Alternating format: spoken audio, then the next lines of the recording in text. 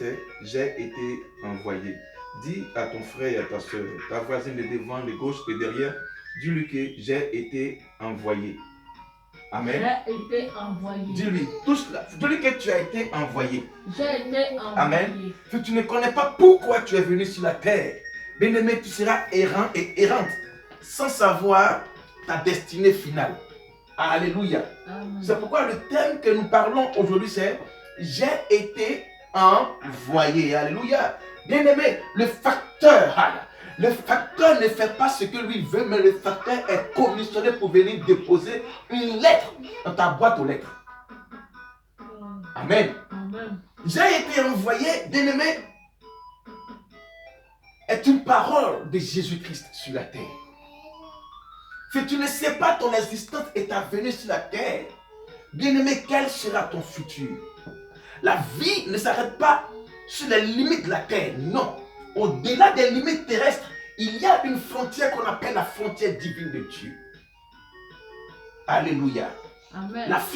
La frontière divine de Dieu, c'est celle qu'a connue Moïse lorsque Dieu lui a dit « ôte tes souliers en ce lieu ». Bien-aimé, si tu ne sais pas pourquoi tu es venu sur la terre, ta vie sera comme la vie d'Abel. Car Abel signifie vapeur. Amen. La vapeur se dissipe chaque jour. Abel signifie vapeur. Si tu ne sais pas pourquoi tu es venu sur la terre, bien-aimé, ta vie sera comme une vapeur. Amen. Bénissons Dieu, bien-aimé, et bénissons la pensée du Très-Haut.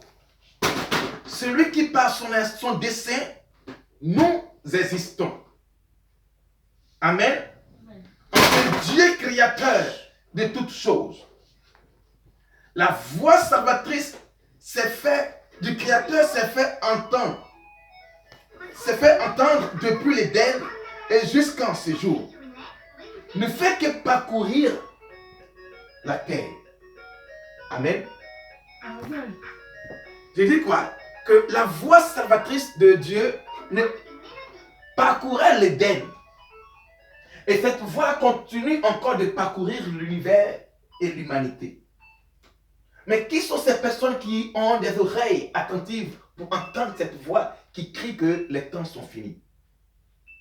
Alléluia. C'est pourquoi toi, chrétien, il est préférable de savoir quelles sont les limites que tu ne dois pas franchir quand tu es en Christ. La Bible déclare que qui ne saute pas de votre bouche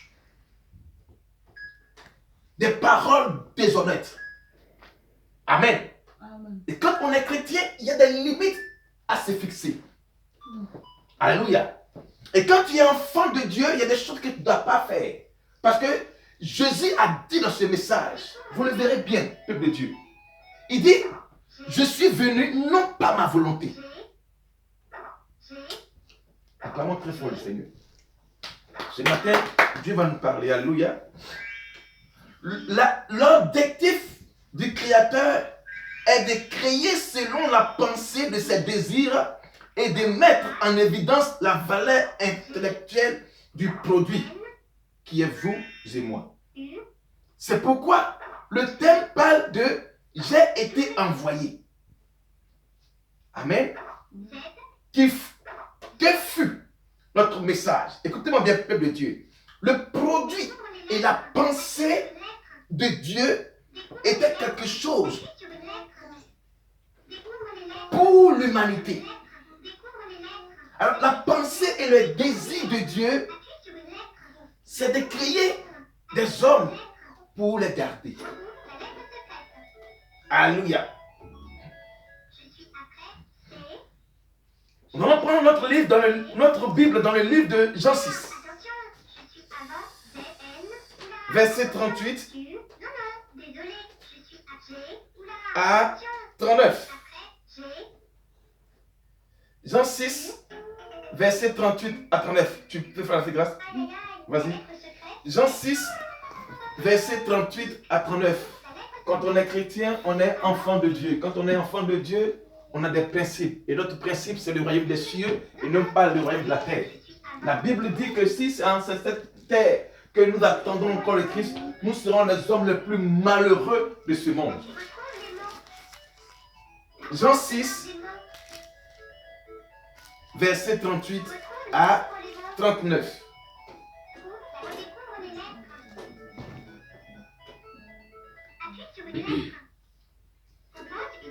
Car je suis descendu du ciel Yes. pour faire non ma volonté, mais la volonté de celui qui m'a envoyé. Alléluia. Continue à 39. Au Alléluia. verset 39, Verset 39. or la volonté Oh, la de volonté celui qui m'a envoyé, de celui qui m'a envoyé, c'est que je ne perds rien de tout ce qu'il m'a donné, mais que je le ressuscite au dernier jour. est-ce que tu peux acclamer très fort le Seigneur? Alléluia. Amen. Tu vas reprendre la partie. Reprends la lecture encore. Pour que le peuple comprenne bien. Lis bien ma fille, dis fort un peu. Alléluia. Quand on est chrétien, il y a des choses qu'on ne doit pas se faire faire. Vas-y, il dit quoi? Car je suis descendu du ciel Car je suis descendu du ciel pour faire ma volonté, non ma volonté, mais la volonté de, mais la celui, volonté qui de m'a celui qui m'a envoyé. Hein? Verset 39. Verset 39. Or la volonté de celui qui m'a envoyé, Oh, la volonté de celui qui m'a envoyé, c'est que je ne perds rien c'est que je ne perds rien de tout ce qu'il m'a donné, de tout ce qu'il m'a donné, mais que je le ressuscite que je le ressuscite au dernier jour. au dernier jour. On acclame très fort le Seigneur. Alléluia. Donc, je disais que non, mon thème c'est quoi? J'ai été envoyé. Christ dit, il dit car, alléluia, je suis descendu du ciel pour faire non ma volonté. Alléluia. Amen. Bien-aimés, écoutez-moi très bien, peuple de Dieu. Au dit de ces paroles, Jésus révèle ici que l'être humain n'a pas de volonté. Que tu sois chrétien ou païen, tu n'as aucune volonté. Si c'est dans la volonté de celui qui t'a descendu sur la terre. Alors Jean-Baptiste nous dit ici quelque chose qui est capital. Un homme ne peut recevoir que ce qui lui a été donné du ciel. Jésus descend et il dit, je suis descendu du ciel non pas pour faire ma volonté, mais la volonté de celui qui m'a envoyé. Regarde, bien-aimé, qui te conditionne à faire une volonté qui n'est pas celle de Dieu. Alléluia. L'être humain, dans son intégralité, n'a pas de volonté, au fait.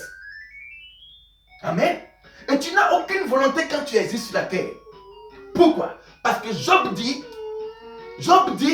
il dit, c'est l'Esprit de Dieu qui est en moi qui m'anime. Alors, donc c'est la volonté de Dieu qui t'anime. Mais si la volonté de Dieu ne t'anime pas, qu'est-ce qui t'anime? Si tu ne fais pas la volonté de celui qui t'a envoyé du ciel, que fais-tu comme volonté? Alléluia. Quand on est chrétien, il y a des choses que nous ne devons pas faire. Jésus dit qu'il n'a plus de volonté pendant qu'il était sur la terre. Mais regardez comment Christ vivait sur la terre. Cela démontrait que la volonté de celui qui l'a envoyé est une bonne volonté. Mais toi, quand tu es sur la terre, tu ne fais que faire la volonté génétique du Père Chanel, étant chrétien. Alléluia. Et nous sommes descendus de la pensée divine de Dieu, car l'homme est descendu de la pensée divine de Dieu. La matière physique de l'homme est la poussière, mais la volonté qui est en lui, c'est le souffle de Dieu en lui. Mais pourquoi maintenant que toi tu existes selon la volonté de ta chair? Pourquoi tu existes selon la volonté des traits génétiques qui est en toi?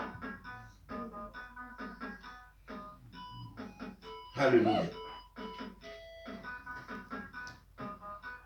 Jésus révèle ici que l'être humain n'a qu'une volonté selon son sort et selon son envoyeur. Lui étant Dieu et étant homme, révèle la mission divine qu'il a vécue sur la terre. De toi et moi, qui t'a envoyé sur la terre et quelle est ta mission? Jésus était Dieu et 100% Dieu, 100% homme. Mais il a révélé que la volonté qu'il animait sur la terre était la volonté divine de Dieu. Mais toi qui es chrétien, quelle est la volonté qui t'anime à te détourner de la loi de Dieu? Alléluia. Le sort de l'être humain est lié en trois temps: naissance, évolution et mortalité. Voici le sort de l'être humain. Le sort de l'être humain est lié à trois temps: la naissance, l'évolution et la mortalité. Alléluia. Et nous savions que c'est par le canal de deux personnes et que l'être humain vient sur la terre. Mais quelle a été la volonté de celui qui t'a envoyé sur la terre? Alléluia. Amen.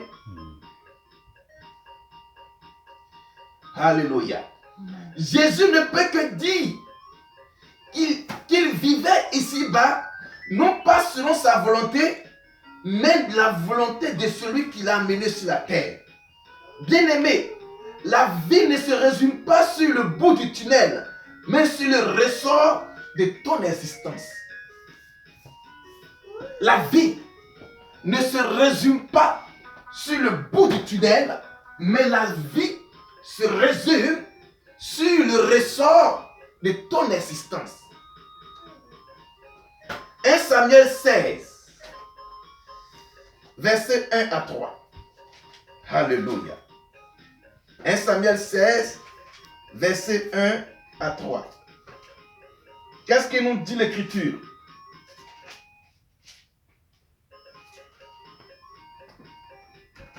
Je fais la lecture. 1 Samuel 16, versets 1 à 3.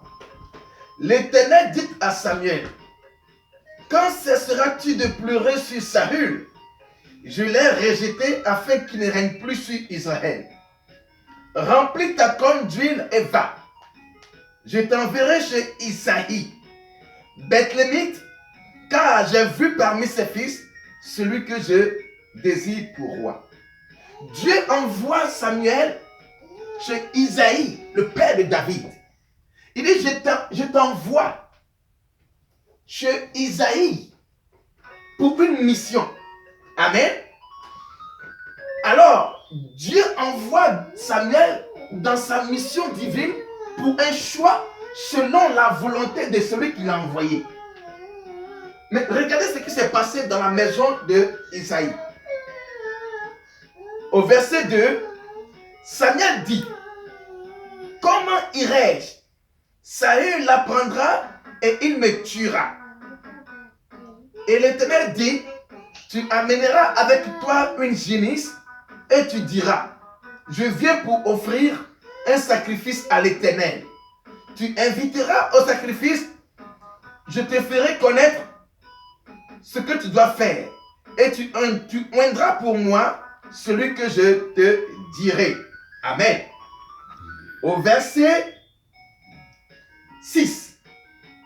Lorsqu'il entrait, il s'est dit, en voyant Eliab, dis après moi, lorsqu'il entrait, il s'est dit,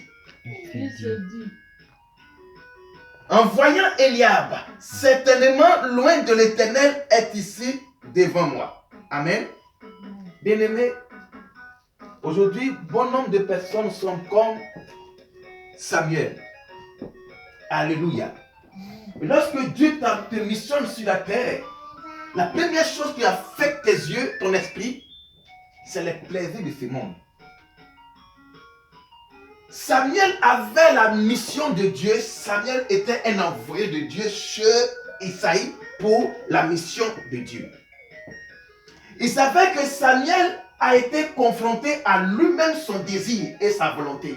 Pourquoi? Parce que la Bible déclare que quand il a vu Eliab, il a dit certainement, loin de Dieu est ici. Alléluia. Est-ce que tu peux penser un peu à ce message et de regarder que lorsque Dieu t'envoie, pourquoi tu te portes toi-même sur les désirs de ta chair? Alléluia. Nous sommes tous comme Samuel, pèlerins ici-bas. Mais pourquoi nous voulons utiliser le côté de la chair pour voir la pensée de Dieu sur notre vie?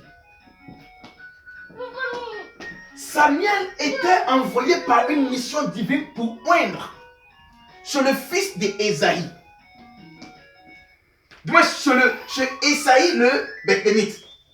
Alors la mission était de consacrer pour Dieu et non pas pour lui. Alléluia.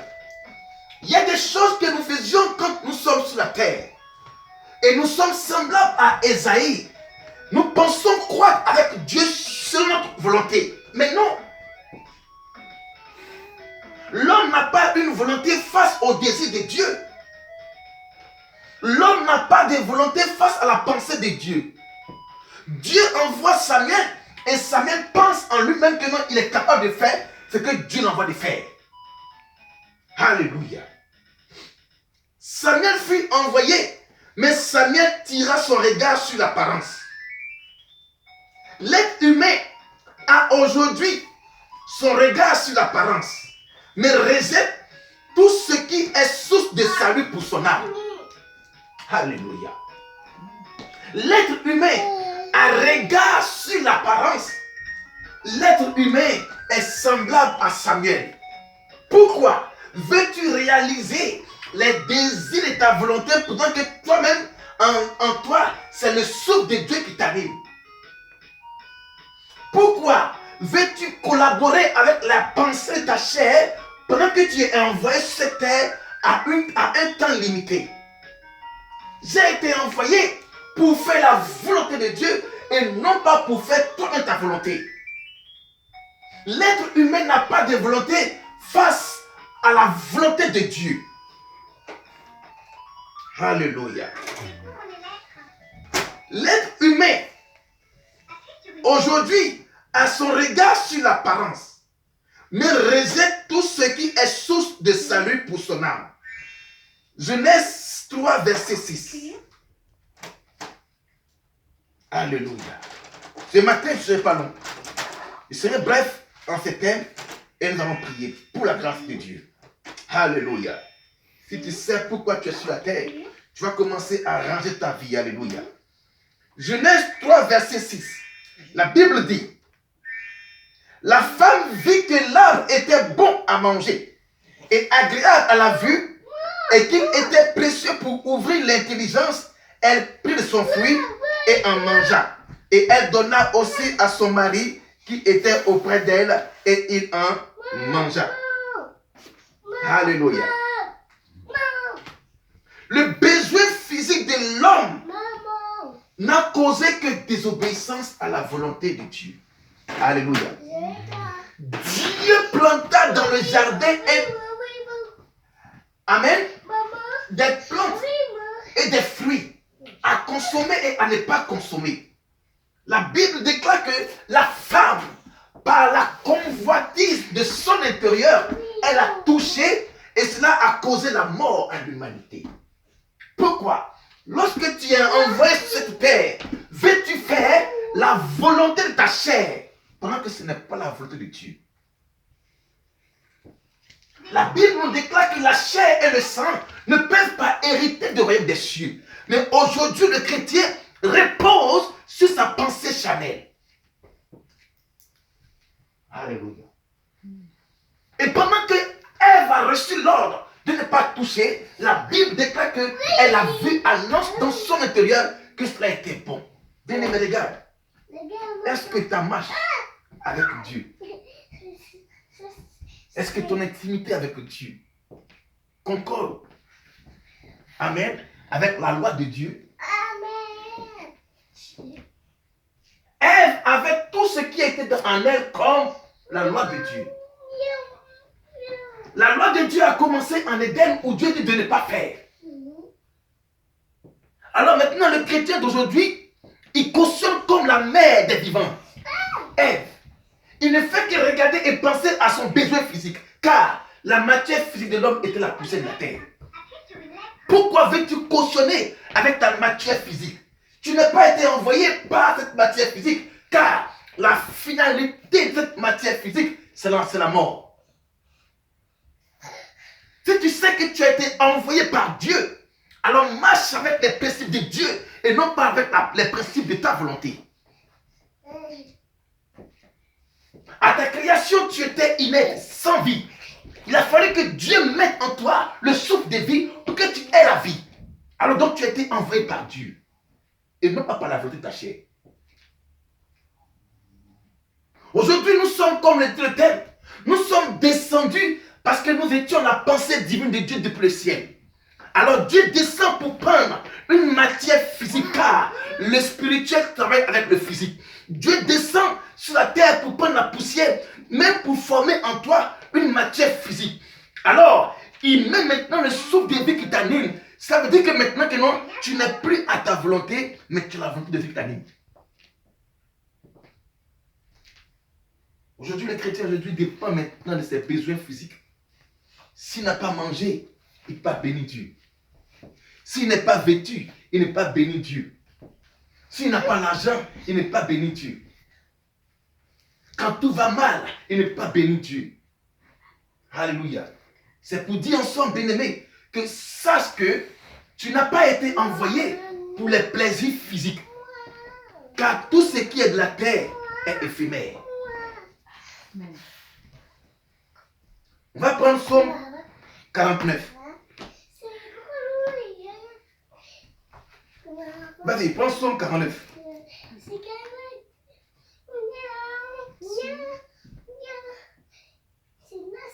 Psaume 49, versets 6 à 14. Le besoin physique de l'homme n'a causé que désobéissance à son salut. C'est pourquoi l'homme ne peut que vivre selon les désirs illimités de sa vie. Psaume 49, verset 6. Alléluia. Quel est beau chant. Que tu sais que tu as été envoyé de Dieu, tu vas commencer à ranger la pensée de ton âme.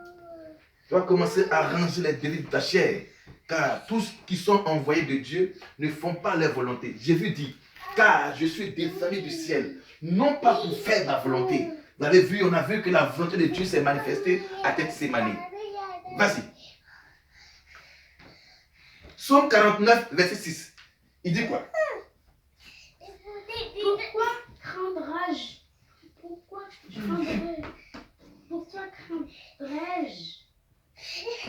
au jour du malheur? Lorsque l'iniquité de mes adversaires m'enveloppe. Alléluia. Yes. Continue. Ils ont confiance en leurs biens. L'être humain a confiance à ses biens. Ah. Continue. Et se glorifie dans la grande richesse. Amen. Il vient. Donc comprends que l'être humain, mets ta main là-bas, on va finir. À cause de ses désirs, il se glorifie dans sa richesse. Et il met la confiance en lui-même. Il se tape tous la poitrine, moi. Mais il ne sait que, en se tapant la poitrine, il s'approche de l'orgueil. Continue. Ils ne peuvent se racheter l'un l'autre, ni donner à Dieu le prix du rachat. On dit qu'ils ne peuvent pas même se racheter. Un homme ne peut pas se payer lui-même. Pourquoi? Parce que depuis Adam et Ève, les pécheurs, il a fallu que Christ descende. Amen. Pour faire la volonté salvatrice de Dieu pour que nous soyons sauvés. Ils ne peuvent pas se racheter, ni l'un ni l'autre. Ils ne peuvent pas donner le prix du rachat. Continue. Le rachat de leur âme est cher. Le rachat de leur âme est Et cher. n'aura jamais lieu. Et ils n'auront oh, Au verset 10. au verset 10. Ils ne vivront pas toujours. Ils ne vivront pas toujours. Ils n'éviteront pas la vue de la fosse. Ça veut dire quoi? Quand tu vis là, tu ne vas pas rater. Tu ne vas pas rater le tombeau. On dit ils n'éviteront pas la vue de la fosse. C'est-à-dire quand tu es vivant, sache que tôt ou tard, tu verras le tombeau. Alors qu'on commence à arranger ta vie, que ton orgueil et que ta richesse ne t'a pas envoyé sur la terre, mais c'est l'Esprit de Dieu qui t'a envoyé sur la terre. Continue ma fille. Au verset 11. Car ils Verront. les sages meurent, Les sages meurent. l'insensé et les stupides périssent Également. également.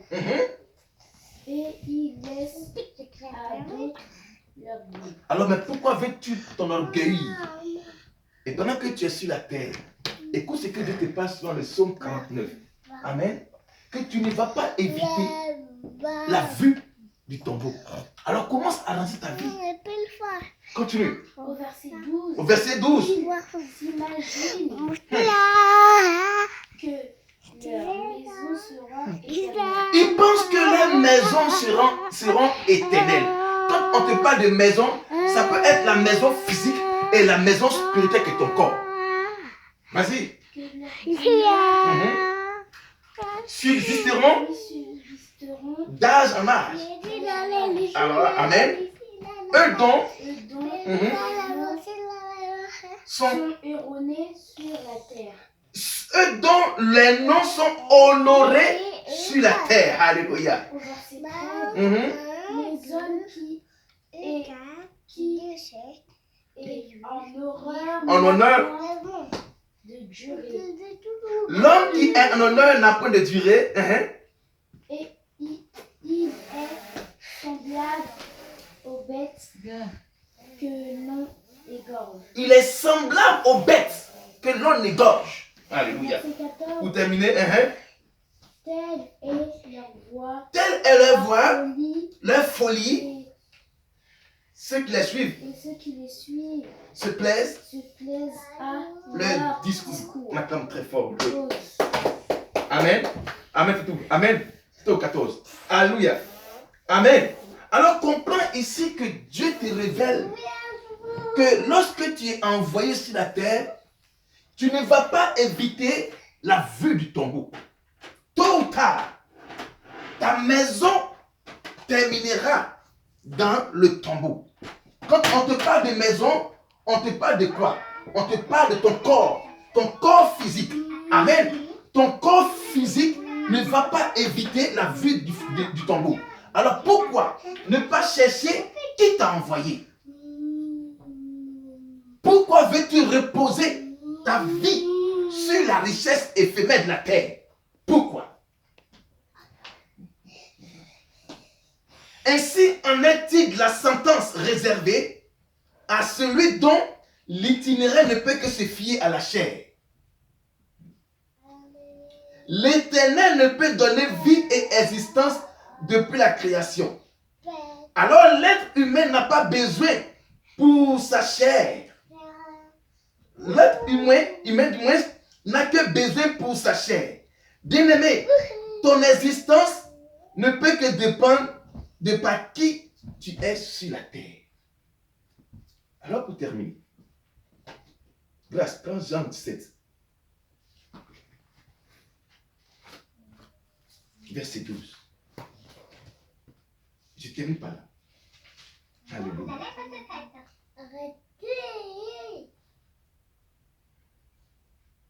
Alléluia.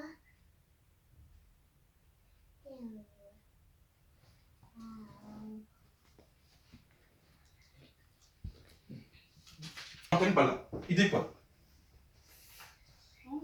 Verset 12.